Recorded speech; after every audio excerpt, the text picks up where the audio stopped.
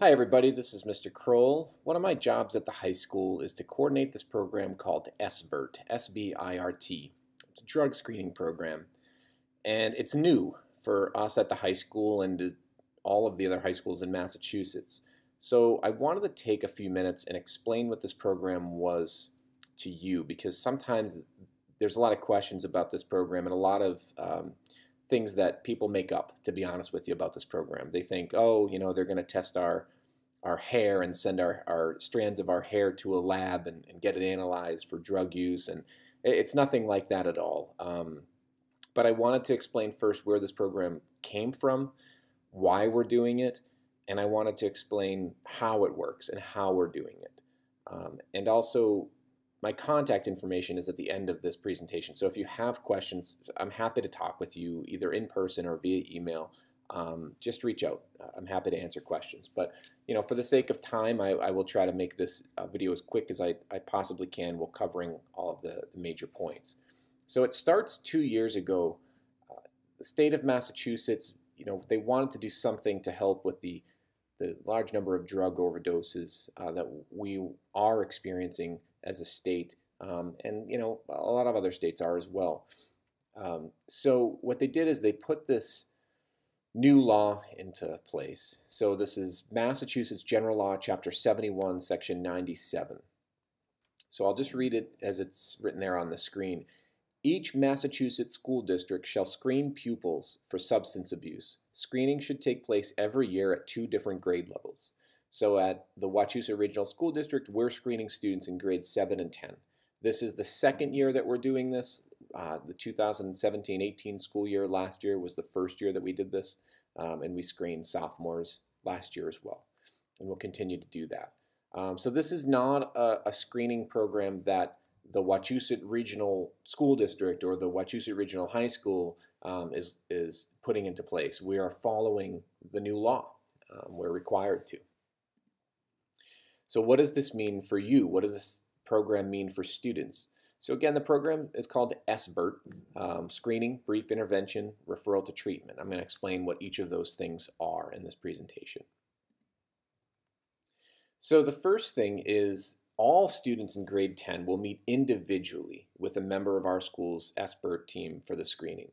So individually is a really important word there. This isn't in a classroom setting. This isn't small groups. This isn't a couple of people at once. This is individually, one person at a time. So that you're looking at our screening team there. So you have the 2 school nurses. You've got 2 administrators, Mr. Costa and Mr. DiBenedetto.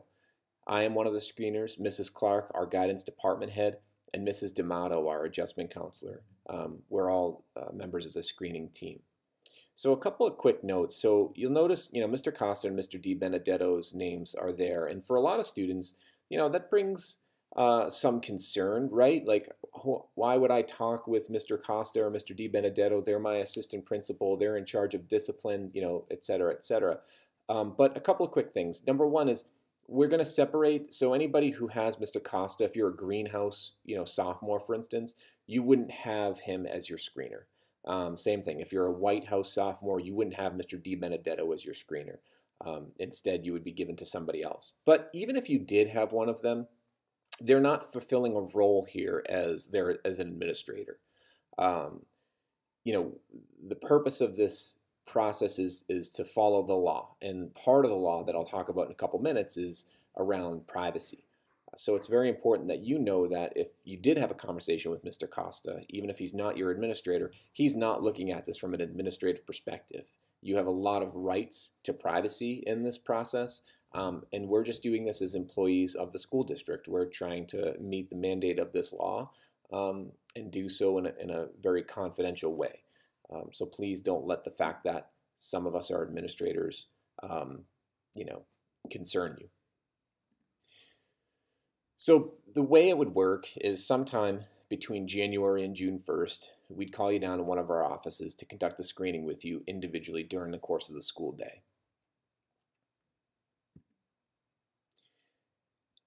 What does it look like? What's the screening consist of? It's simply a conversation. Okay, so it's nothing more than a conversation. We would ask you some questions, the same questions that everybody gets. And then we'd have some conversation about your answers to those questions, regardless of what your answers are. It'll take anywhere from about 5 minutes to 15 minutes. What questions will we ask you? So as I mentioned here, the previous slide, there's questions and then there's conversation. So the questions are the same for everybody. The conversation might be different depending on the answers to those, but these are the questions. And I won't leave these up forever, but they will be on the website, on the guidance webpage if you want to take a look. But essentially they're asking you questions about your drug or alcohol use. Have you ever drank any alcohol, smoked any marijuana, used anything else to get high? How often do you do that? That sort of stuff.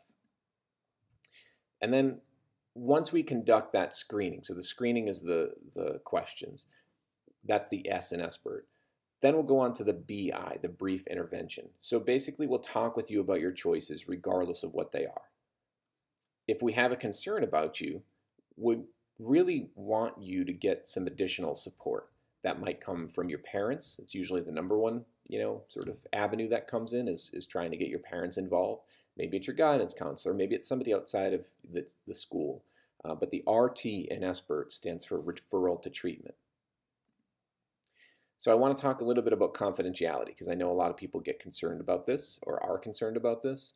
So again, if we take the words of the law, you have a lot of confidentiality in this.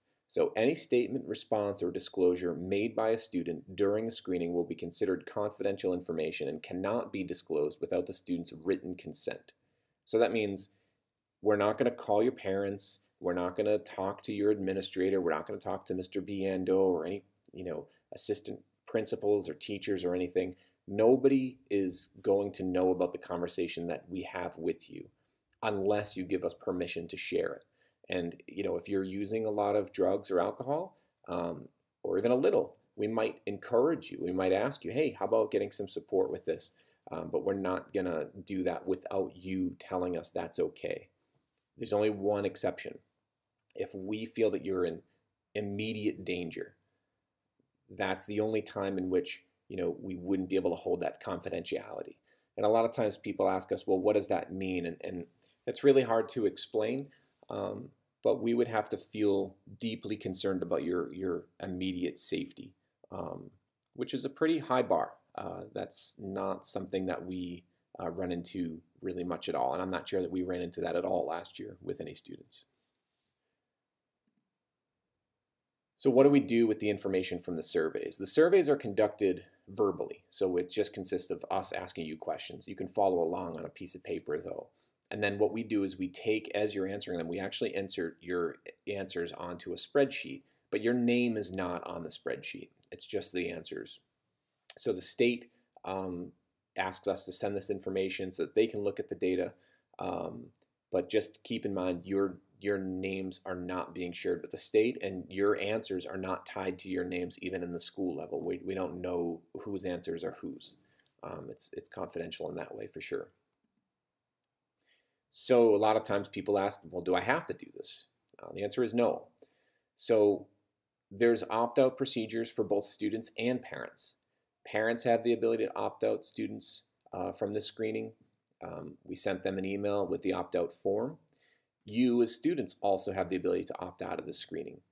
The form is available on the guidance webpage. It's also available in hard copies in the guidance.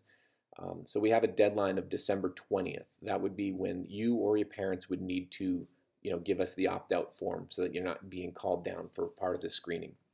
But just so you know, as a student, you also have the ability to opt out at any time during the screening too. So if you don't opt out and you come down and you meet with one of us, you can say, you know what, I don't want to do the screening. I'm going to opt out. I do want to also stress that around this confidentiality piece, again, it's parents or students can opt out. So if you as a student say, I don't want to do this, that's fine. You can opt out, and we will not let your parents know that you opted out. All right, so that's very important for you to know. If you decide to opt out as a student, your parents will not be notified that you are opting out. So there's confidentiality around this in a couple of areas. I hope I hit all of the main points, but if you do have questions, please feel free to reach out to me. That's my email address right on your screen. I'm happy to answer questions, or if you want to meet in person or whatever, just feel free to let me know. And the guidance webpage has a lot more information as well. If you go to the guidance webpage, on the left you have a bunch of different options as far as a menu goes. One of those will be SBIRT, and you can click on that and get more detail than I just gave you in this presentation. Thank you so much for your attention. And again, reach out if you have any questions. Thank you so much.